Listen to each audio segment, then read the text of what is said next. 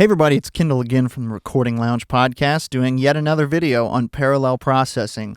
This time we're looking at the internals of a drum kit. So we're looking at individual channels that we have used parallel processing on.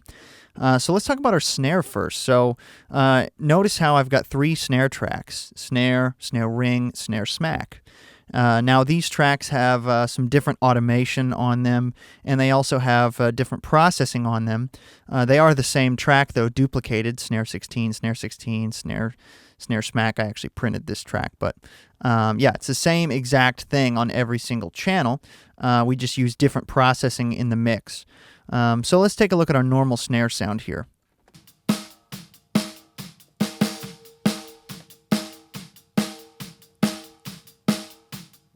So I like this snare sound, but I just wish it was a little bit crackier. But I also really like the ring, so I don't want to completely remove the crack or the ring by using a compressor, because sometimes a compressor, it will clamp down, after that transient to give you more smack, but then your ring is sort of suppressed. So what I've done is actually used two separate channels, one for snare ring and one for snare smack. So nothing fancy going on the primary snare track. I've actually pulled up some of those ringing fundamentals because I like them, and pulled down some funny ones that I didn't like. It's a fairly ringy snare, so you got to work with that a little bit sometimes. But yeah, this is the FabFilter Pro Q, as you can tell. It's great EQ for this type of thing. And pulled down a little bit of mids overall. It was a little bit boxy, but nothing major. So let's hear our snare ring track. Now for this, what we've used is Native Instruments Transient Master, and we've pulled the attack all the way down and the sustain pushed up quite a bit.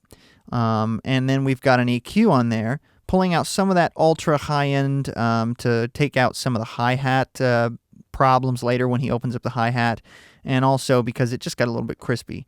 Now on this one, I'm really pulling out that snare ring here, and again, pulling out this funky ring.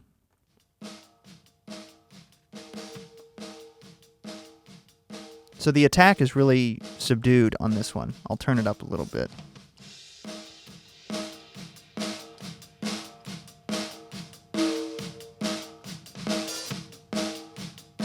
So the attack's really subdued on that one. Now this is snare smack. Again, I used Native Instruments Transient Master. Again, the plugin alliance from SPL, the Transient Designer. Great one also. I'm sure that's what this is based on. Basically the same thing. So on this one, I'm pulling down the sustain and pushing up the attack.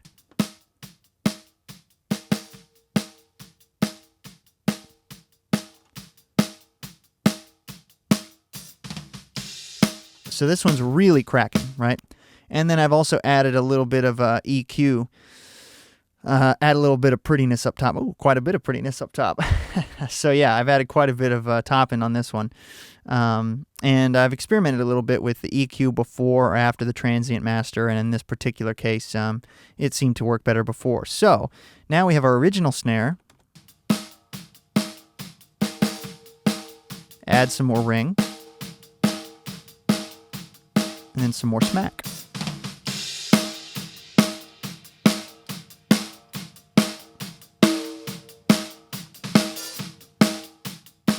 You can hear how on its own, now sure, you're being biased a little bit by a volume matching issue here. I mean, I've got these tracks in a mix, and they're automated, so but you can at least hear the difference, that you're getting a little bit more ring and a little bit more smack by some creative parallel processing.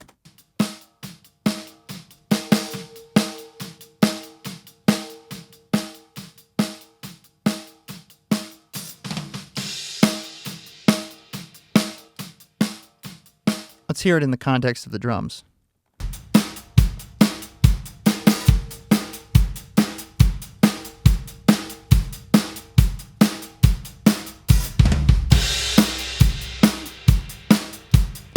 Another part on this kit that we used parallel processing was on the stereo room mics. Now this was an AEA R88, which is one of my favorite mics ever made for stereo rooms. So this is the regular stereo room.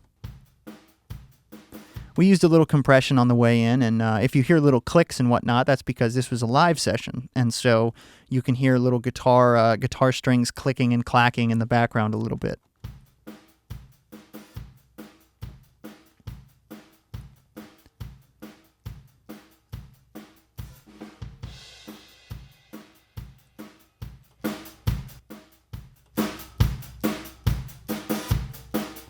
And that was cool, and I was comfortable with that amount of compression while recording, but in the mix, I really wanted a little bit more.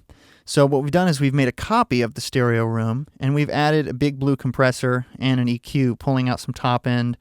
We used a side EQ to bring out a little bit of width and pull down some of the low end to keep the low end mono here. So now we've got sort of this distorted stereo room.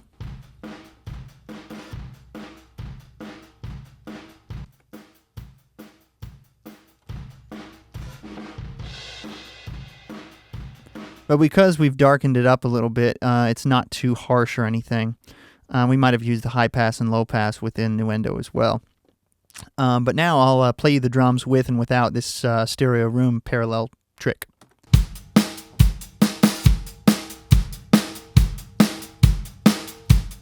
Without.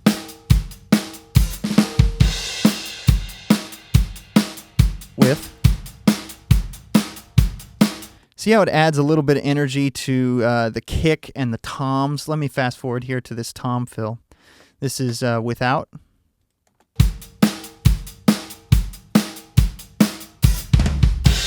And with.